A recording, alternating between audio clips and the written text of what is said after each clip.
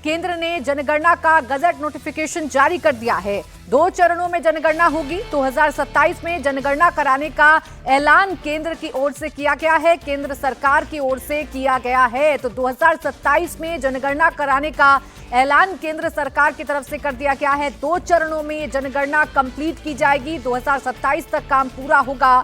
जनगणना की जो अधिसूचना है वो अब जारी कर दी गई है। जो गजट नोटिफिकेशन है जनगणना का वो जारी कर दिया गया है। 2 चरणों में जनगणना का काम पूरा होगा और 2027 में जनगणना कराने का ऐलान सरकार की तरफ से कर दिया गया है।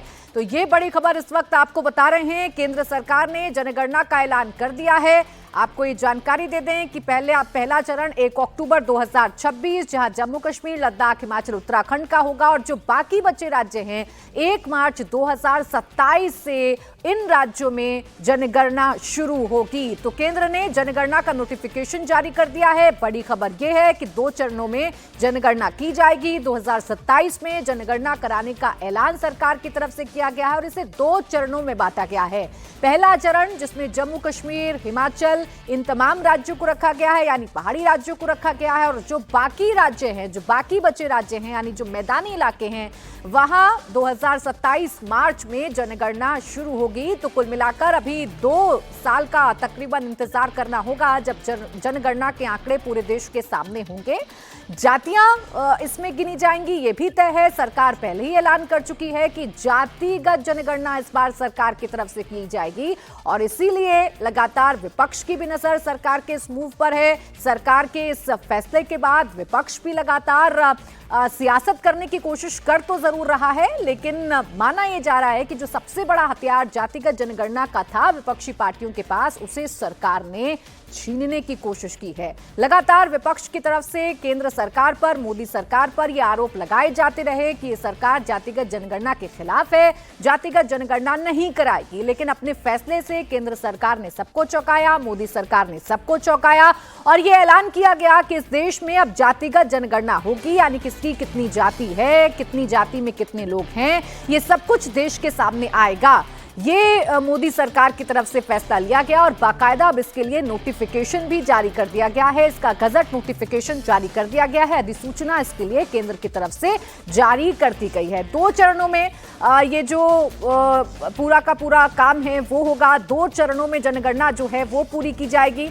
आपको बता दें कि पहली बार जातिगत जनगणना इसमें शामिल की गई है। 34 लाख गणक और सुपरवाइजर इसमें काम करेंगे। 1.3 लाख जनगणना पदाधिकारी इसमें होंगे। आधुनिक तकनीक का इस्तेमाल जनगणना के लिए किया जाएगा।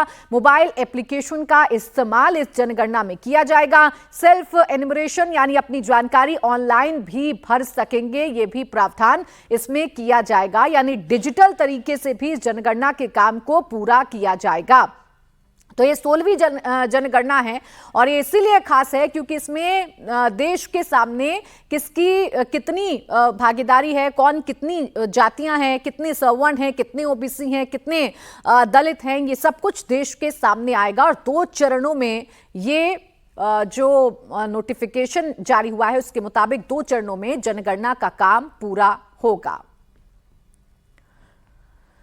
तो आपको जानकारी दे दें कि पिछली बार 2011 में जनगणना हुई थी, लेकिन उसके आंकड़े जो हैं वो सार्वजनिक नहीं हो पाए थे, उसके आंकड़े देश के सामने नहीं आ पाए थे। फिर बीच में कोविड का समय आया जिसकी वजह से जनगणना नहीं हो पाई, लेकिन अब केंद्र सरकार की तरफ से बाकायदा अधिसूचना जारी करके, बाकायदा गजट नोटिफिकेशन जारी करके ये बता दिया गया है कि अब जातिगत जनगणना होगी और 2 चरणों में होगी। पहला चरण होगा 1 अक्टूबर 2026 जिसमें जम्मू कश्मीर, लद्दाख, और देखिए नोटिफिकेशन की तस्वीर भी इस वक्त हम आपको दिखा रहे हैं। ये गजट नोटिफिकेशन की तस्वीर भी इस वक्त आपके सामने है। ये भारत सरकार का गजट नोटिफिकेशन है जिसके मुताबिक जातिगत जनगणना कब होगी, कैसे होगी, ये सब कुछ सरकार की तरफ से तय कर लिया गया है।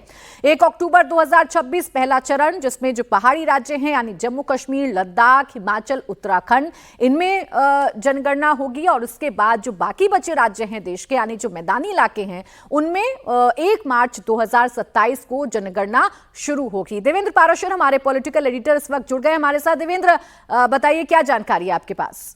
और गृहमंत्री अमित शाह ने इसको सेंसस को लेकर कल फाइनल बैठक की थी और उसके बाद अब ये गजट नोटिफिकेशन जारी कर दिया गया है। और जैसा कि आपने बताया कि इस बार जो सेंसस होगा वो 2 चरणों में कराया जाएगा, ताकि जो फाइनल रिजल्ट आए वो एक साथ आ जाए। 2 चरण का मतलब ये है कि फेज तो ऐसे ओवरऑल एक ही तरह से होगा, एक ही समय रिजल्ट भी आएगा, लेकिन क्योंकि पहाड़ी राज्य में बहुत दुर्गम इलाके होते हैं भौगोलिक तौर पे, तो उस कंडीशन में पहले वहां शुरुआत कर दी जाएगी अक्टूबर 2026 में, और बाकी हिस्सों में, देश के बाकी हिस्सों में मार्च 2027 से किया जाएगा, ताकि जो डाटा है वो एक साथ डाटा आ जाए। तो कुल मिलाकर और सेंसस को लेकर, और हम सभी इस पर जानते हैं कि कास्ट सेंसस में कास्ट भी एक हिस्सा रहेगा, इसमें वो बताया जाएगा कि हाँ, किस जाति की कितनी आबादी है, कितनी जनसंख्या है। तो उस लिहाज से, और क्योंकि देश में उसमें बहुत ज्यादा पॉलिटिक्स भी हुआ, तो बहुत ज्यादा नजर टिकी रहेंगी इस बात पर कि आखिर इस बार का सेंसस का रिजल्ट कैसा आता है।